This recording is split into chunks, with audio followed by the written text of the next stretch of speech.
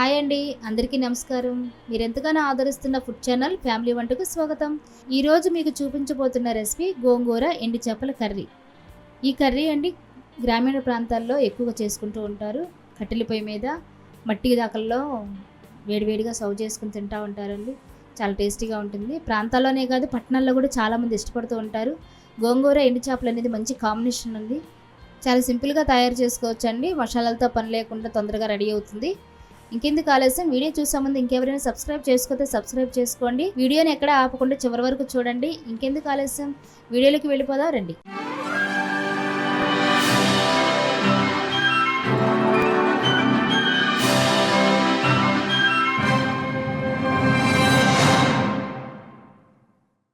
ఇక్కడ నేను 2 కట్టలు గోంగూర తీసుకున్నానండి. లేత కూర, పుల్లటి కూర తీసుకున్నాను. ఇక్కడ నేను ఎండు చేపల్ని సావడాలు అంటారండి, వీటిని సప్పటి చేపలను తీసుకున్నాను. అవి కట్ చేసి మీకు చూపిస్తున్నాను. ఇవి గోంగూరలోకి చాలా బాగుంటాయి, చాలా టేస్టీగా ఉంటాయి, గట్టిగా ఉంటాయి కాబట్టి గోంగూరలోకి మంచి కాంబినేషన్ అండి. అందుకే ఈ చేపలను తీసుకున్నాను. కావలసిన పదార్థాలు మీకు వీడియోలో చూపిస్తున్నాను చూడండి. పచ్చిమిరపకాయలు, టమాటాలు, ఉల్లిపాయలు, నూనె, కారం, ఉప్పు, పసుపు. ఈ సింపుల్ ఇంగ్రీడియంట్స్తోనే రెడీ అవుతుందండి కూర. ముందుగా గోంగూరని 2-3 సార్లు కడిగి తీసుకున్నానండి. ఇసుకంతా లేకుండా శుభ్రపరచుకున్నాను మీకు చూపిస్తున్నట్లుగా. ఈ గోంగూరని కుక్కర్లో వేసి 3 విజిల్స్ వచ్చే వరకు ఉడికించుకోవాలి. గోంగూర అంతా కుక్కర్లో వేస్తున్నాను.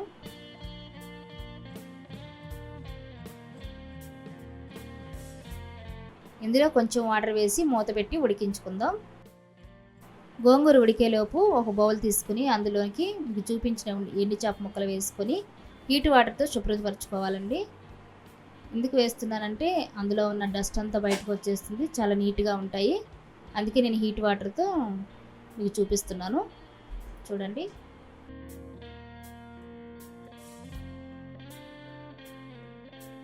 ఎండు చేపలు క్లీన్ చేసి పక్కన పెట్టుకున్న తర్వాత కుక్కర్ విజిల్స్ పోయినాయండి. చూడండి, మెత్తగా ఉడికింది. ఈ రకంగా ఉడికితే సరిపోతుంది.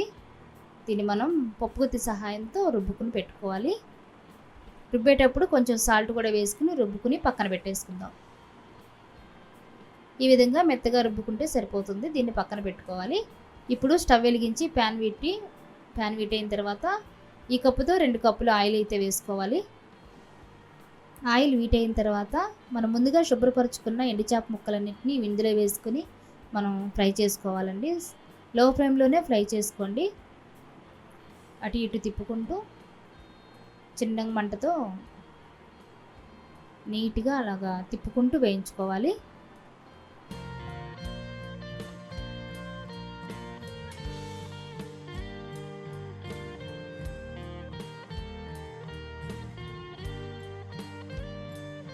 ఈ ముక్కలు కొంచెం వేగిన తర్వాత సన్నగా తరిగి పెట్టుకున్న ఉల్లిపాయల ముక్కలు కూడా ఇందులో వేసుకొని తిప్పుకోవాలి.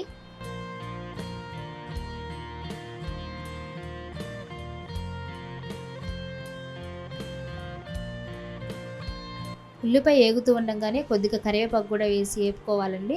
ఎందుకంటే ఎండు చేపల ఫ్లేవర్ని కొంచెం తగ్గిస్తుంది. కరివేపాకు ఫ్లేవర్ అనేది మనకు తెలుస్తుంది. అందుకనే నేను కరివేపాకు వేసుకున్నాను. మీకు ఇష్టం లేకపోతే మీరు తీసేసుకోవచ్చు. మంటను లో ఫ్లేమ్లో పెట్టుకుని వేయించుకోవాలి. ఎక్కడ కూడా హైలో పెట్టొద్దండి, ఎందుకంటే ఉల్లిపాయ ముక్క మాడిపోతే ఆ టేస్ట్ మారిపోతుంది కాబట్టి స్లోగానే వేపుకోవాలి. ఇప్పుడు 2 స్పూన్లు సాల్ట్ కూడా వేసుకుని తిప్పుకుంటూ ఫ్రై చేసుకుందాం. ముందుగా సాల్ట్ ఎందుకు వేసుకున్నానంటే ఎండు చేప ముక్క సప్పటి కాబట్టి ఉప్పు పడుతుంది.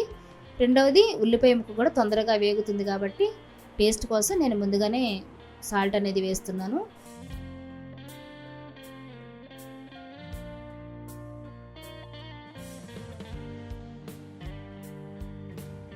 ఉల్లిపాయ ముక్కలు కొద్దిగా వేగిన తర్వాత టమాటా ముక్కలు కూడా వేసుకుని అటు ఇటు తిప్పుకుంటూ ఫ్రై చేసుకోవాలి.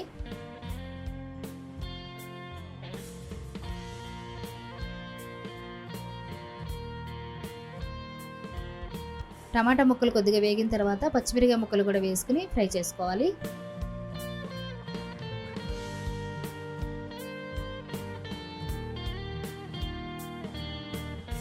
ఇప్పుడు 2 నిమిషాలు మూత పెట్టి ఉడికించుకోవాలండి. 2 నిమిషాల తర్వాత మూత తీసి చూద్దాం అండి. చూడండి, చక్కగా వేగాయి. నూనెలో ఒకసారి అటు ఇటు తిప్పుకోవాలి.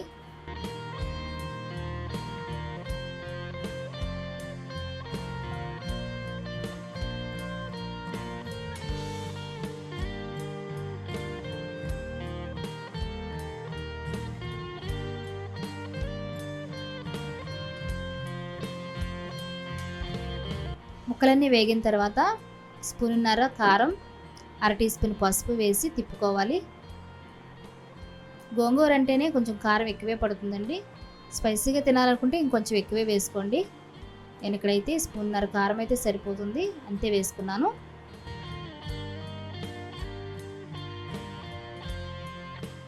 ఇదంతా ఒకసారి తిప్పుకున్న తర్వాత గ్లాస్ వాటర్ అయితే పోసుకోవాలండి.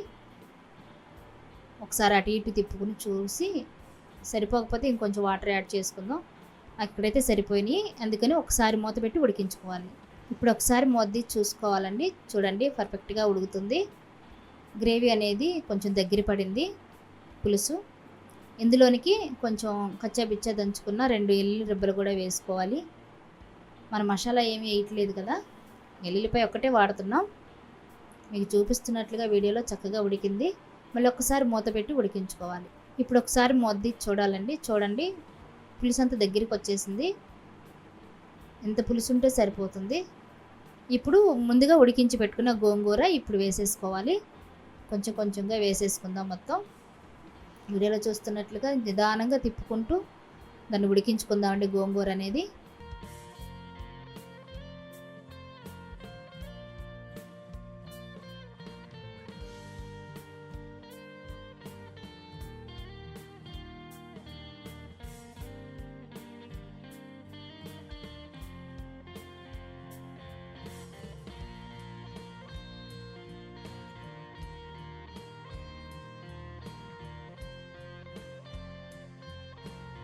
కూర అంతా గోంగూరలో కలిసిన తర్వాత ఇప్పుడు మూత పెట్టి ఒక 2 నిమిషాలు ఉడికించుకోవాలి. చివరిగా మూత తీసి ఒకసారి చూసుకుందామండి. చూడండి, నూనె అంతా పైకి వచ్చింది. గోంగూర అంతా పర్ఫెక్ట్గా ఉడికింది కూరలో. ఈ గ్రేవీగా ఉంటే సరిపోతుంది, ఎక్కువగా ఉడికితే ఇంకా అడిగంటిపోతుంది కాబట్టి స్టవ్ ఆఫ్ చేసుకుందాం. వీడియోలో చూస్తున్నట్లుగా చాలా బాగా కుదిరింది. ఇప్పుడు సర్వింగ్ బౌల్లోకి తీసుకుని సర్వ్ చేసుకుందాం. అంతేనండి, గోంగూర ఎండు చేపల కర్రీ రెడీ అయింది. వేడివేడి అన్నంలో చాలా టేస్టీగా ఉంటుందండి. చాలా బాగా వచ్చింది. మీరు కూడా ఒకసారి ట్రై చేయండి. ఈ వీడియో కనుక మీకు నచ్చితే లైక్ చేయండి, షేర్ చేయండి, కామెంట్ చేయండి. మరిన్ని రుచికరమైన వంటకాలతో మళ్ళీ కలుసుకుందాం. ఉంటాను మరి.